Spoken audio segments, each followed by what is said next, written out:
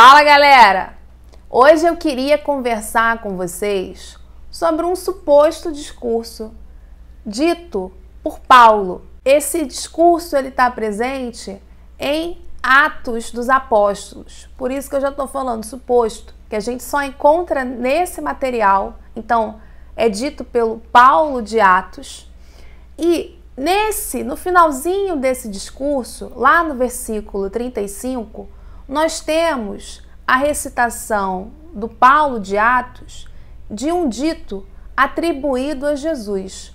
Mas será que esse dito realmente é do Jesus histórico? E por que o autor de Atos resolveu colocar Paulo recitando esse dito? Então, vamos nessa?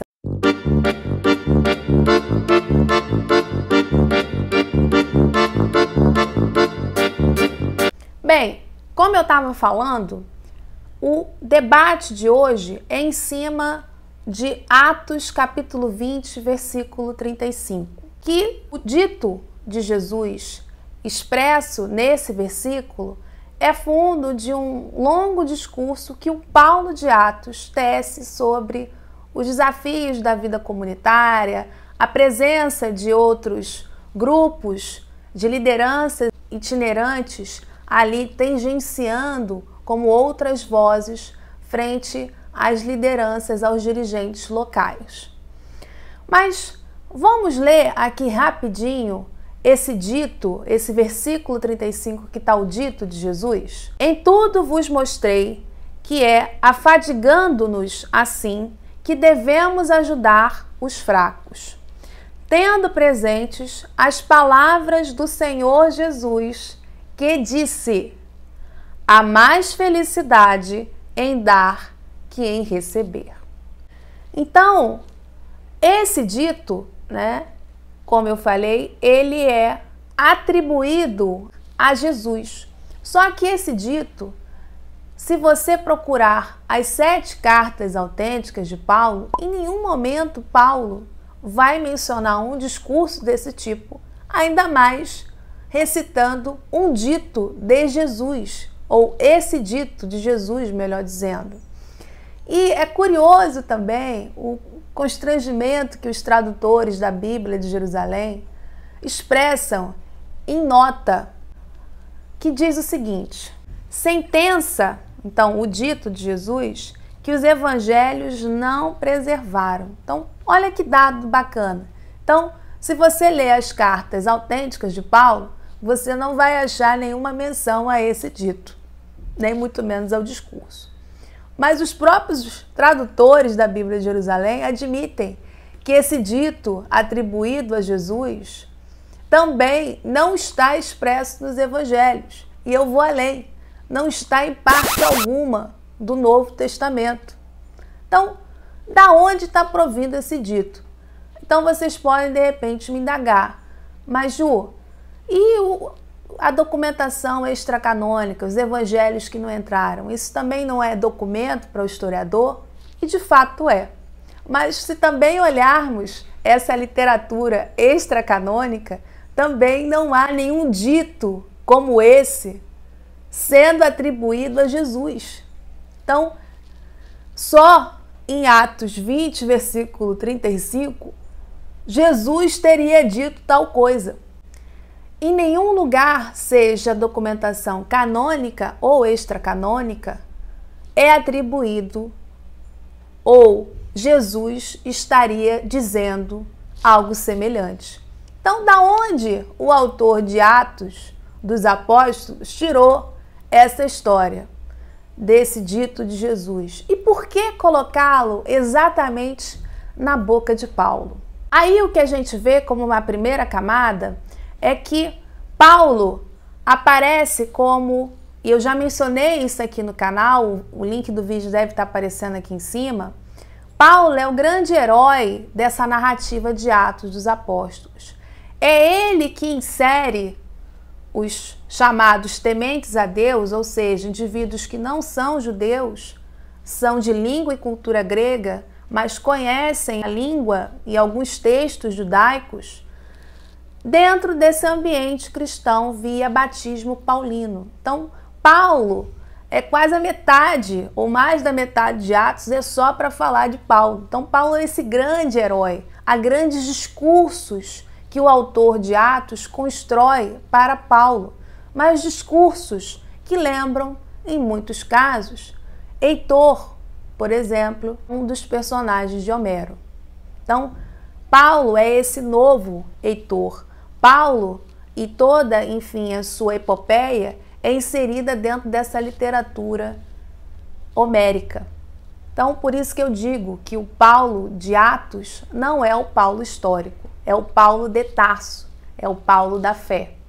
Isso é um dado, então, interessantíssimo, porque a gente vê que como esse é um dito que é construído, inventado pelo autor de Atos, então Atos, o autor de Atos usa Paulo como forma de dar sustentação, de dar uma maior veracidade àquele dito que ele está atribuindo a Jesus. Então, se Paulo o citou, é porque Jesus realmente disse essa sentença.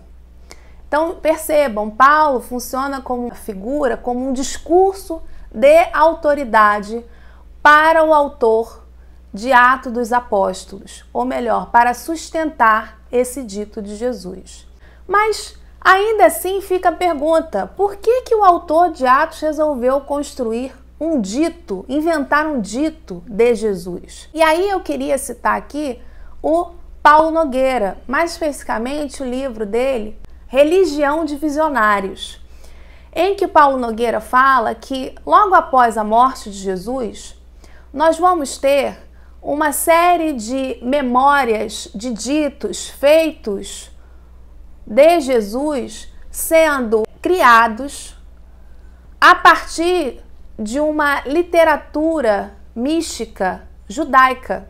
Então, o Paulo Nogueira vai fazer uma diferenciação entre os ditos que são do Jesus histórico, que são poucos, e os ditos do Jesus da fé, o Jesus ressuscitado, o Jesus Cristo, ou uma terminologia muito comum, o Senhor Jesus, o Cristo Jesus.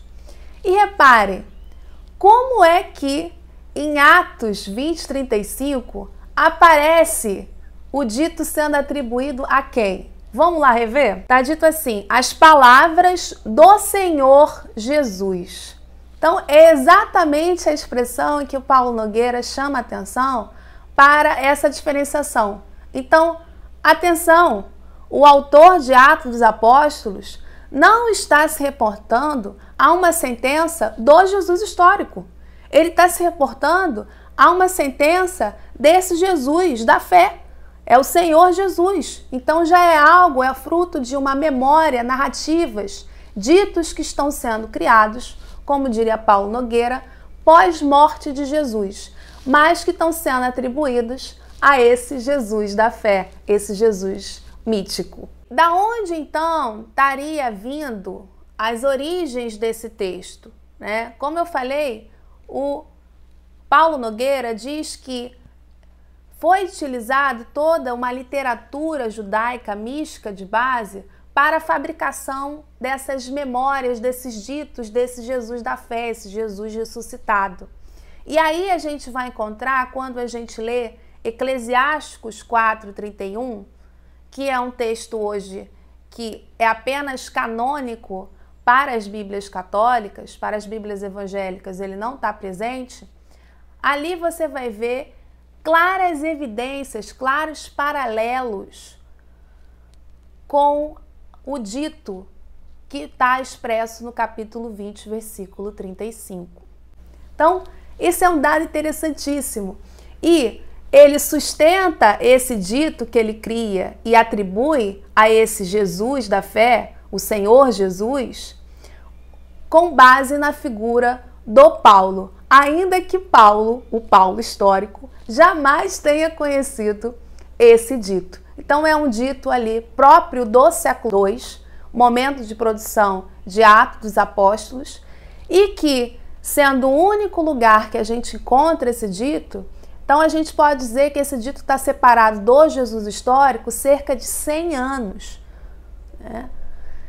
E isso é um dado fantástico. Então significa dizer que, mesmo após a morte de Jesus, esses seguidores de Jesus vão então fabricar novas memórias de Jesus, mas também fabricar novos ditos de Jesus.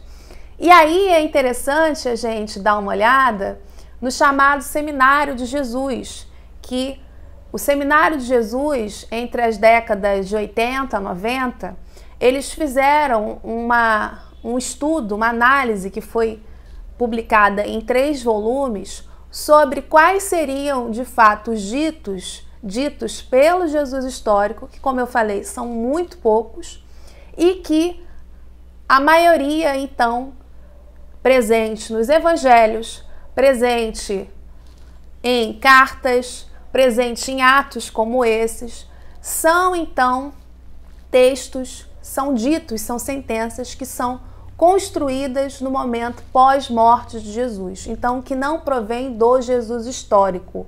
São o que o Paulo Nogueira fala, já ditos, fabricados por esses seguidores e atribuídos a esse Jesus da fé, ou o Jesus Cristo. E nessa análise que o Seminário de Jesus fez, eles também, logicamente, levaram em consideração a documentação extracanônica. Então, eles analisaram toda a literatura cristã. Então, vocês conseguem, inclusive, ter acesso a esses ditos nos livros O Jesus Histórico, do John Crossan, e também O Jesus Histórico, uma brevíssima introdução, do André Leonardo Chelitarese, aonde, nesse livro, nesse segundo livro, eles fazem um panorama de como é que foi o processo dessa pesquisa do Seminário de Jesus até se chegar aos pouquíssimos ditos do Jesus histórico. E, como conclusão aqui, reforçando, então, o dito atribuído a Jesus e supostamente recitado por Paulo em Atos 20, 35, já é um dito aí desse Jesus da fé fabricado pelo autor de Atos, em que ele usa a figura de Paulo para sustentar, para validar o texto de Atos. Então, pessoal, era isso e até a próxima!